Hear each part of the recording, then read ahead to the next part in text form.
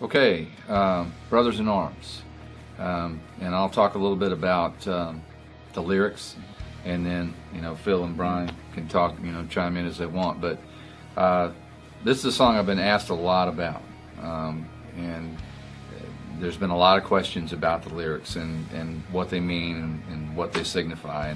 And everybody wants to know, does it have anything to do with terrorism? Because that's a big subject these days.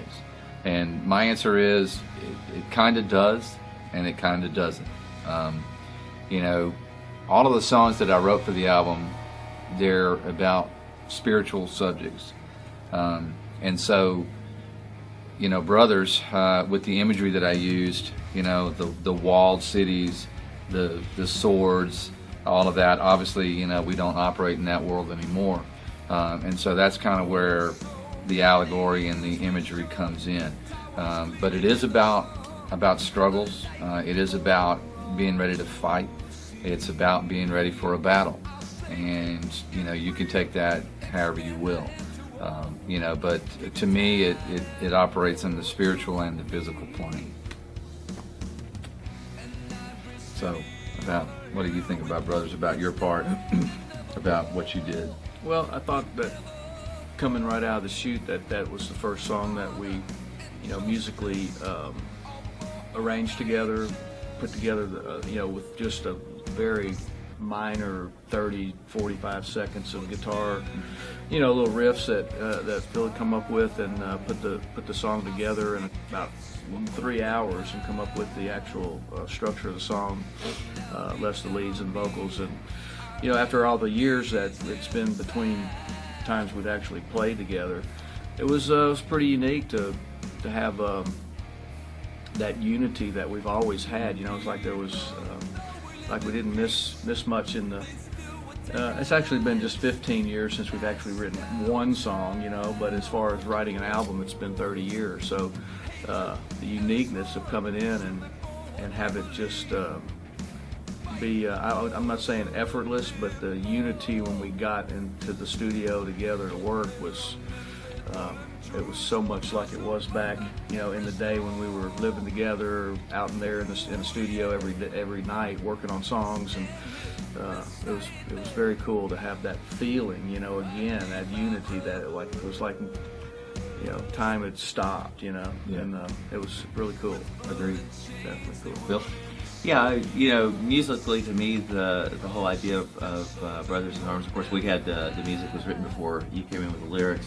Which is always the case on this album. Yeah. So, I wanted something that was going to make, I wanted this to be epic sounding. I wanted, from the very intro, the first few notes where the guitars come in, and then as that stacks and builds and, layers come in, my concept or my idea for that was, I just wanted, I'm thinking of like these epic, Middle Ages movies and stuff, and you see like the armies amassing and everything like that. And, so that was sort of what I was thinking of. So when you came up with the idea of Brothers in Arms, to me it just fits so well together. It's amazing. It's the first time I'm hearing this, and we never talked about Well, see, I would never. That, to me, that was always intentional, because I never wanted to skew what you were going to write lyrically.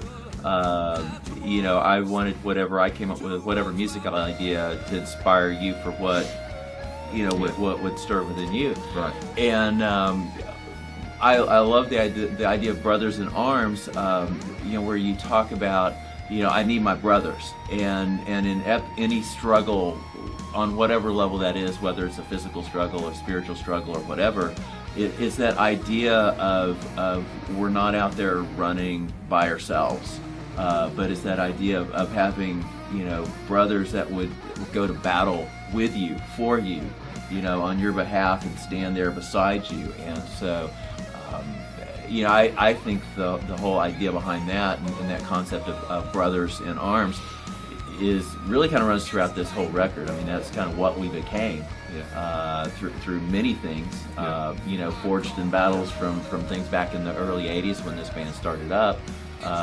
even to today and stuff. And so I love the idea, I love the imagery that you used in it lyrically. I think it fits the music really well. And the lead rocks, dude.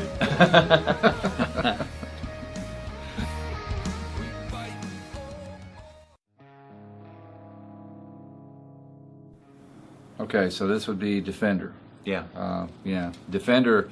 When Phil first brought the song to us, it had the beautiful soft part in the front, and then the great rock and roll riff that starts it, and then the body of the song, just like a real rocker. And I remember, each one of these songs, when I first heard them, I'd think of how it made me feel, and I'd go ahead and give the guys a title before I'd even written the lyrics. And Defender immediately came to mind for this one. And this one, to me, it's rather obvious, but through my long life, very long, I've grown to learn that your walk with God is like a love affair. It's the best way for me to couch it, and it's a love that's very deep, and it's on many different levels, but the Defender aspect is definitely one of them. Someone to walk with you, someone to talk with you, someone to be there for you when you really need them, when the chips are down. And to me, that's what the song was all about. Well, when we started writing the song, it was the uniqueness again of a different mixture of components to put the song together, and again, it was kind of effortless, it came together in the sense that, that first beginning part, the lighter part, and then when it hit to the full on into the song, it had that Philadelphia feel, but it had that unique, just, we don't have a formula that we write by, it's a lot of bands, you can tell there's like, you hear a pattern, and and this song does not mimic any song that we've ever written before, but when I heard the lyrics, I thought, man, that's just such a deep, everybody that listens, whether you believe or not, you can really it kind of draws you in to want to believe. Even if you have a resistance to believe in something, believing in God, it makes you think about wanting to do that more if you already do, and if you don't, to want to, because you want something to believe in and to wrap itself around you. And I think the Defender is just one of those songs. It just feels like that when you hear it lyrically, it's just drawing you in to wrapping God's arms around you. You just feel that when you hear it. Defender for me is funny. The intro, I love the intro to that song, and when I had originally come up with the chords for that, it was 4/4 time and stuff, and I was working in my studio one day, just going over ideas before I sent them out to you guys, and for some reason I recall a conversation I had with a good friend of ours from back in the 80s, and he had been with us for the first couple of records. And I remember him one day made a comment to me. He goes, there's music that's not in 4/4 time, and it would be okay if you guys did something like. And I remember at the time laughing about that. And for some reason that popped in my head. So I'm sitting there listening back to this intro, and I'm like going, I've got to do something with this. This is like my one shot, and stuff. And so I started playing around with playing those changes in different time signatures. And I've always loved 5/4. It has kind of an interesting kind of continuation into the next change that just creates a little bit of extra tension, because it should carried an extra beat. And so I played around with doing that, and just loved the way that it came out and stuff. And so I always chuckle when we'd be working on that, because I'm always thinking of this guy going, oh, that one's for you.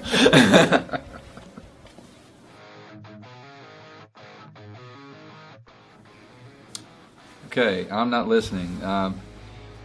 This one, is a subject that I briefly touched on in Tell the Truth on No Time for Honey, but this one, we kind of expounded more on it with this one. And suffice it to say, this is one of my pet peeves, and I hate this subject, but I just had to talk about it on the album. And basically, it's the idea that we have preachers living a rich, plush life in mansions, and there are people starving in the streets, and families that don't have their basic needs met.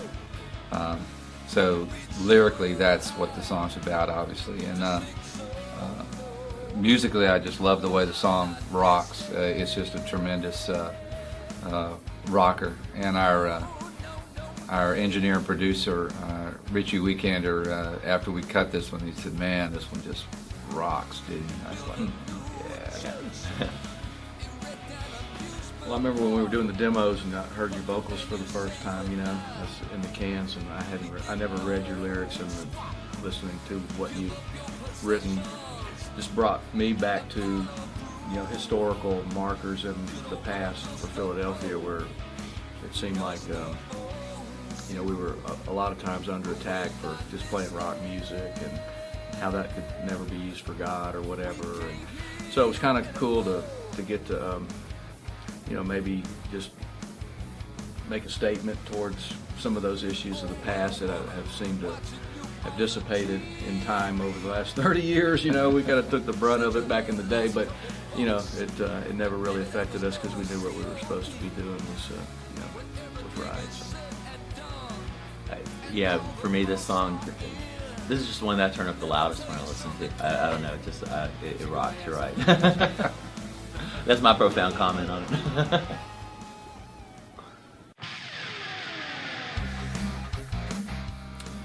Prophecy.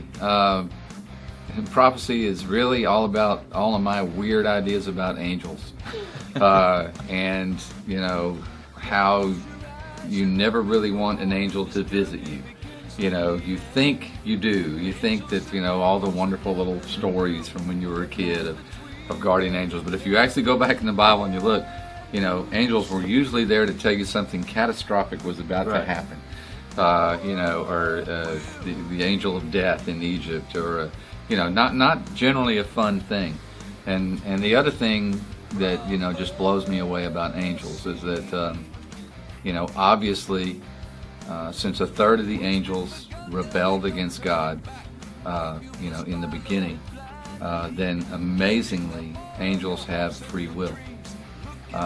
So, what's to stop that from happening again? And, you know, that's just kind of how my weird brain works. So that's prophecy.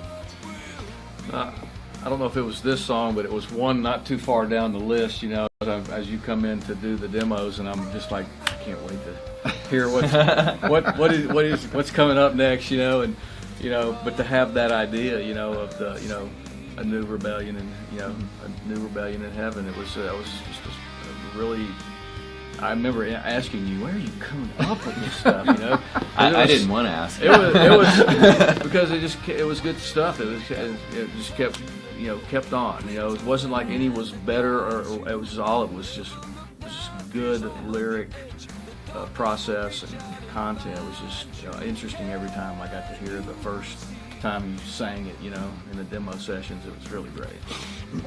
I like this, and exactly for that reason.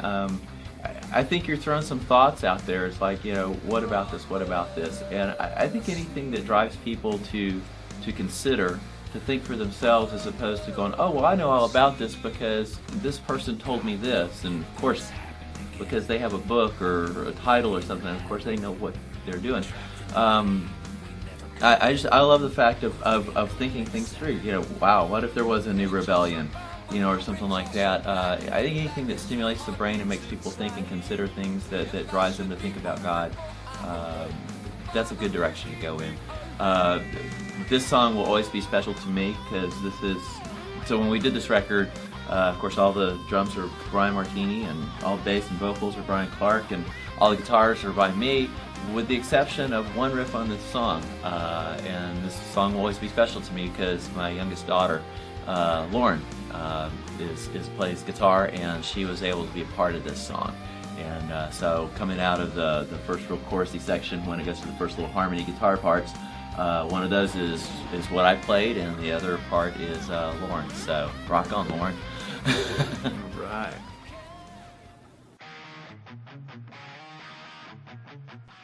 Okay, Wasteland. Wasteland is near and dear to my heart. I actually got the genesis of the lyrics, believe it or not, from watching reality shows on TV about jail. And when people would be admitted into the jail, a lot of times they would just be out of their heads, either on alcohol or drugs, and just wailing, screaming, out of control. The police would have to literally put them into devices like chairs and chain them down, put hoods over their face to keep them from spitting at people. And I just saw this, and I was just, man, it just touched my heart, you know. So I wanted to write a song about it, and that's where the lyrics from Wasteland, you know, came from. You know, this is a person that's at their lowest ebb, you know, that has no hope.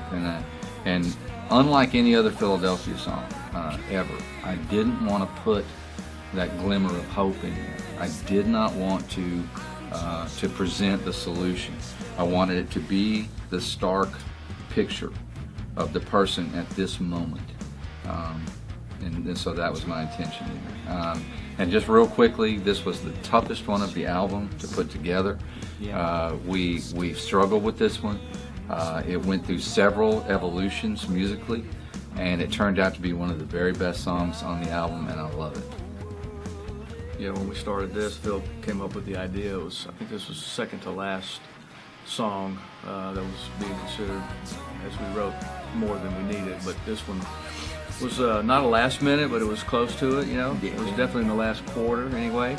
And you know, when you came up with the idea, you know, you mentioned a tribal type feel to it, and I love that type of feel of a song. And we never have had, you know, a Philly song like that. And you know, it came together really well. But we did have the evolution of change, where certain pieces and parts and lyrical things didn't work together right, but it all, you know, I think it's one of the most solid songs on the record, definitely.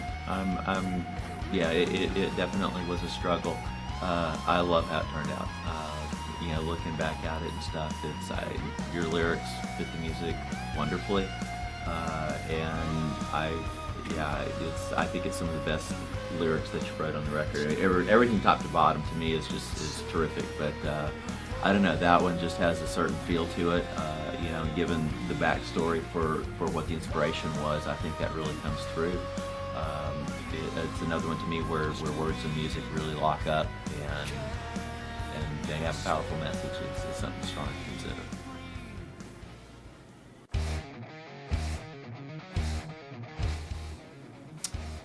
Sane Asylum.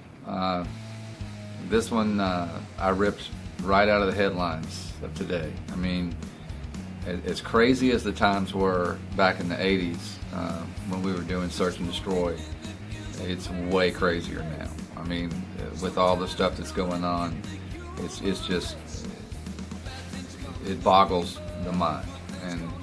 And so literally, you know, the lyrics to this one are very plain and simple. You know, we need a sane asylum. Musically, you know, this one, I think of all the songs on the album, is like an old school Philadelphia rocker, you know, in our style, kind of like that European metal style that we love and grew to do.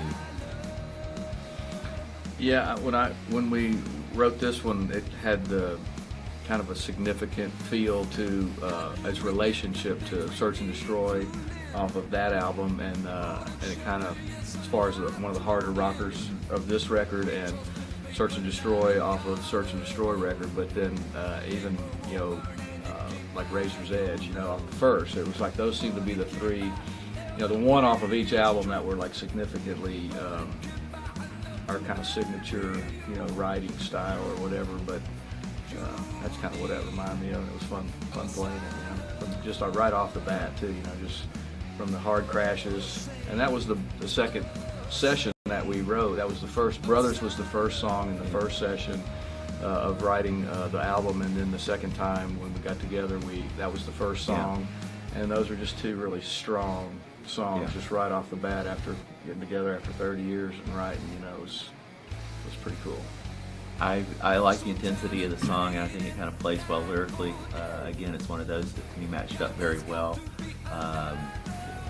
To me, it just gives you that feel of it doesn't let up, much like the lyrical content is like, just people just running crazy, out in the streets and stuff, and it's like, will this ever let up? Is there any hope? Is there anything like that? And just musically, the song, it from the very start to the very end, it has an intensity level.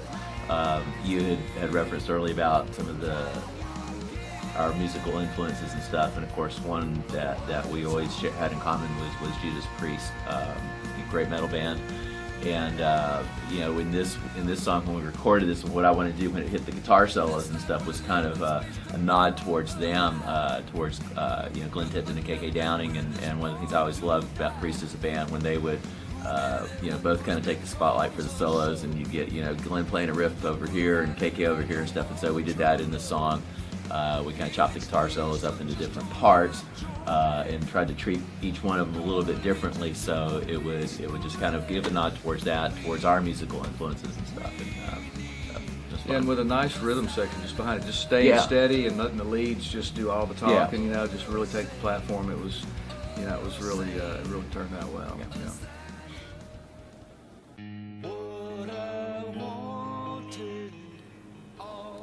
Son of the Morning.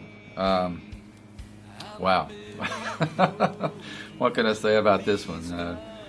I was talking earlier on, about the relationship with God being a love affair. And if there was ever a very famous and tragic love affair gone wrong, it would be the love affair between God and Lucifer. That's kind of like your original breakup story. And, leave it to me to write a love song from Satan's viewpoint. Okay, you don't hear a lot of that. Not everybody can talk about that on a Christian rock record. So there you go. That'll give you a little clue as to what's going on in here. But it's a weird thing. I was talking earlier today. The light is defined by the darkness. They're kind of symbiotic. They kind of, in a strange way, need each other. And so I just wanted to write from that viewpoint of Satan having a broken heart over the relationship and the loss of it. And so, that's it. And then musically on this one, I loved what we did. It was truly a group effort. The breakdown in the middle, where it goes to the marching drum, and Phil puts in that really weird guitar lick that almost just says, okay, this is fixing to get weird, guys. You thought this was weird, but just hang on. And then you have the spoken part, and it's like, dude, I love it. Another one of our influences has always been, because of the split lead guitars, along with Priest and Lizzie. Yeah.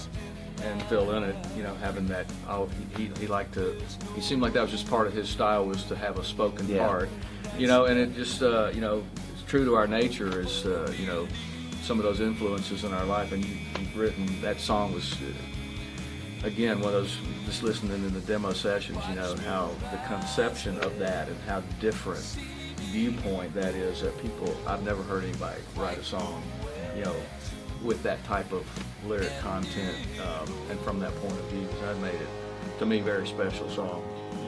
If anybody did it, not just because we did it, but if anybody had come with that, it didn't matter what the style of music would have been. That just coming from that idea is very unique and different. Yeah, it's first time when you started telling me the idea conceptually of what the lyrics were going to be about. I was like, okay, this will be interesting. There goes Clark again. There goes Clark again.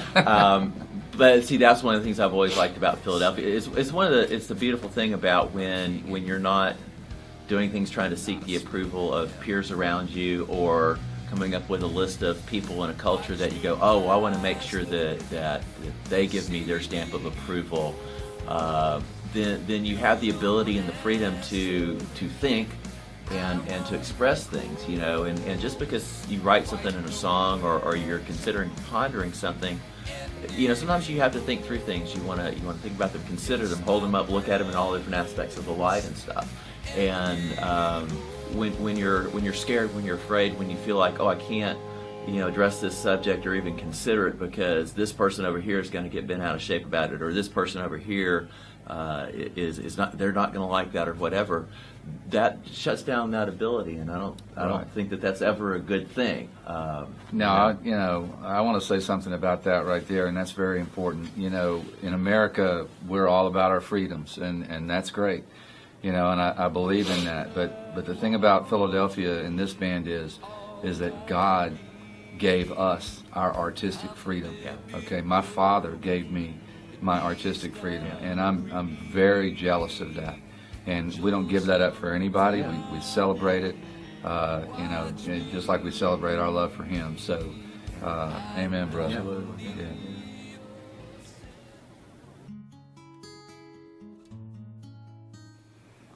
Yeah, Lady Fortune. Phil brought this riff to us and this idea to us, late in one of the writing sessions. It was one of the very last things.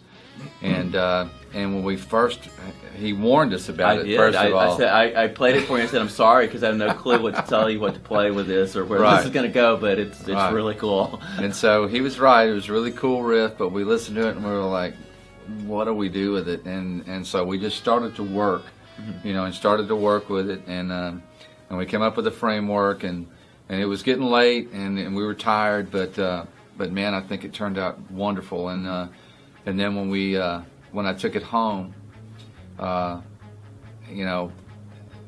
somehow to me, Fortune turned into a lady, because originally we were just thinking Fortune. Yeah.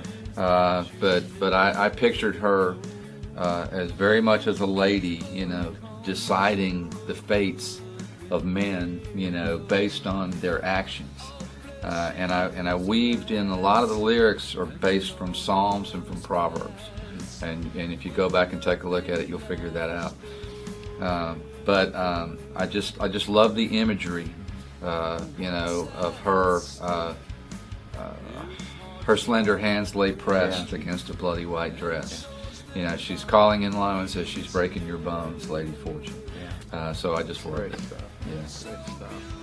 Yeah, that was the only session I can remember us going into a Sunday afternoon because everybody, we're finishing up, Saturday night, early Sunday morning, getting ready, everybody go home. But we were in the afternoon, pretty late, like 3 o'clock-ish, and you kind of came out with that, and it was really, like you said, you didn't know what.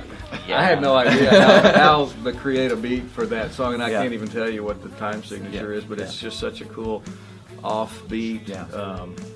All the pieces are just like braided together, it's just, and then the lyric content it's just turned out to be a really great song. I loved what you did drumming on it. To me, it was very unique, your approach and stuff. But I felt bad. It's like I love the riff. I remember when I kind of stumbled across it, playing it at home, back in the studio, and it's like, I don't know, it just kind of got stuck in my head, and it's like, I really like this. We've got to do something with it. And the more I tried to develop it, it just it's like I don't even know how to present it to you guys because like with something like with Wasteland, it's like, oh, here's what I'm thinking drum wise, or that says everything to me. Exactly. And this one, it was just I have no clue how to even approach a song like this. But one thing with the intro, so I had the riff, but I didn't want to start the song off just with that riff, and I wanted something to go ahead of that to like sort of set a theme. The first part of the video. That we'd revisit and later on and stuff. But I was trying to you didn't want to force anything on it, and I was just listening to some old demos of things that I had done in years past, and ran across that original opening was something that I had written several years ago for like more of an acoustic, smooth jazz sort of thing. I was just goofing around one day, and I just loved how the changes fell. So I pulled it, changed it, moved it up into the proper key. And so you finally snuck jazz into Philadelphia. No, So, but it just made it up really well, and then when it comes back in, gets reintroduced later on in the song underneath the guitar solo, it's kind of a cool way to turn that.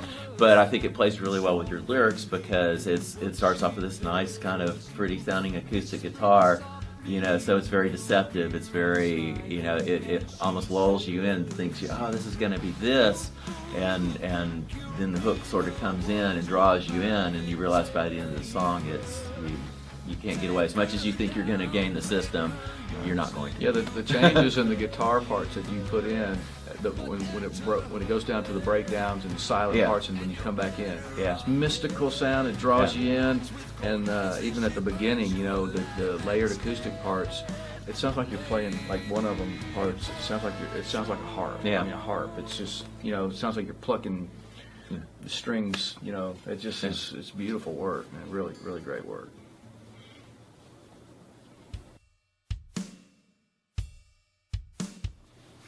Way of the Skull. Way of the Skull musically is my homage to Black Sabbath. I've always loved Black Sabbath, one of my great influences. And the classic song structure of theirs, where it's slow and sludgy to start with, and has the speed up in the middle and returns to the slow and sludgy.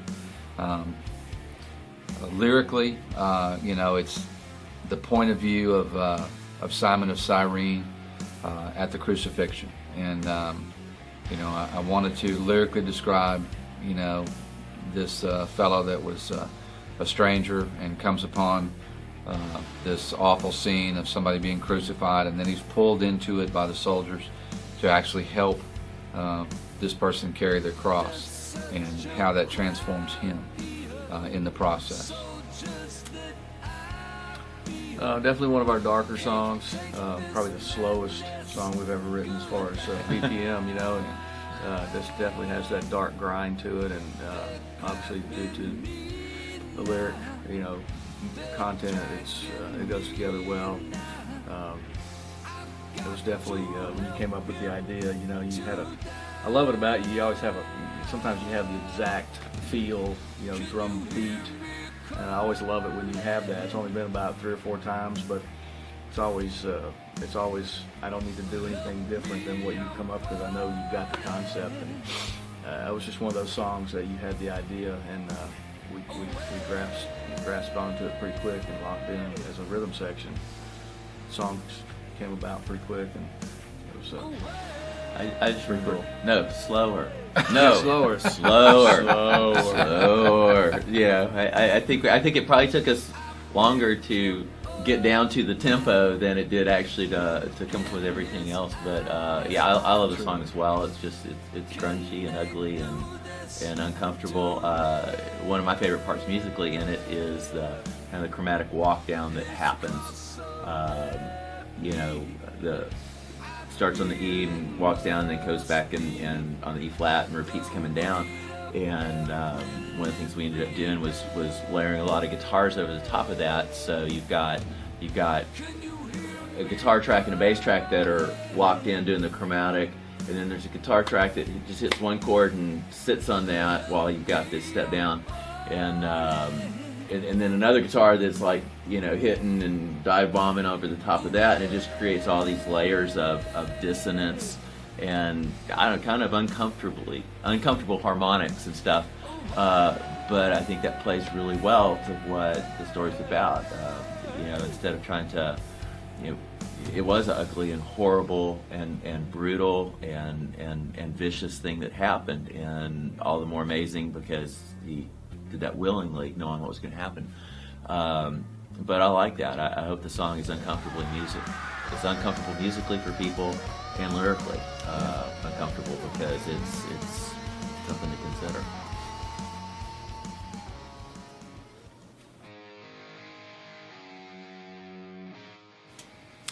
Warlord. This is the only one of the songs that was written originally, back 30 years ago when we planned the original album. And this song was so strong that it was the only song that we kept. And we felt like we could do better for the rest of them, but for this one, we knew we had to have it. This one lyrically is obvious. This is the second coming, seen through a conqueror's eyes. This is the Sturm und Drang. This is the actual battle, come to life. And musically, this song more than any on the album, I mean, Phil's guitar work is what absolutely makes this song. You know, I remember Phil had laid the leads down, and I was not here. I didn't hear it, and so the first time I heard it was when Richie sent me the roughs. You know, and oh my gosh, I loved it. Immediately after the second chorus, I think, you know, you hear this guitar like low drum start to come to life, and it almost sounds like a rusty giant, you know, coming up out of the earth. And, oh man, I absolutely love it. And then the entire lead and the build-up and everything, to me, it's very climactic. It's a perfect way to end the album. And then I had told Phil, I said, look, at the very end, you know, I want a big crash. we want to lay a big bed for you to really put some stuff in there. And I was not disappointed. I mean, it sounds like metal is crashing. It sounds like things are colliding. I love it. Yeah, Warlord to me ties, you know, 30 years of, if you want to call it old Philadelphia and new Philadelphia. It's like, you know, passing the baton off. You know, it's like that song ties the two time periods together. I'm glad we kept that song. Obviously, we were going to do Warlord back in the day, and title-wise, we wouldn't write another song called that. That one was truly strong enough. And, you know, and out of the material we had in the past for this record, you know, definitely doing the new material, writing, just seeing what we could do. You know, we had no idea how things would work, but you know, keeping Warlord and seeing how it turned out, we only had really bad recordings, you know, of that in rehearsal back in the days. So it was really even hard to hear, you know, different parts of it. So when we got in the studio here to work on the song, I realized how really, what a tremendous song that is, and it's up there. I'd say probably this one, to me, personally, is probably the most powerful song out of all that we've ever written up to this point, you know. So it ties the back end, you know, the front of this and the end together, you know, as far as, you know, what we did 30 years ago and doing this today, you know. Yeah, I was, I knew what you wanted for the end and the beginning, so yeah, it was great fun. I loved recording this song. I'm real pleased with how it turned out. Yeah, I kind of echo your thoughts on it and stuff. It was neat to see something that we could pull from 30 years ago forward. It was the whole idea that we wanted to do back then. You know, I remember when we were writing for it originally, and the disappointment when it ended up not happening back in the day and stuff. So I think to complete Warlord, you know, when the final parts were tracked and stuff, and it's like, okay, that one's done. It was, I don't know, just kind of a cool, unique moment and stuff. It's like, yeah, it's done after 30 years. Kind of like holding your breath for 30 years. Yeah, exactly. Wow, we did that, man. Yeah. That's really and I knew you hadn't heard the guitar stuff, so after we tracked it and Richie and I were listening back to it, it's like, Brian's gonna like this.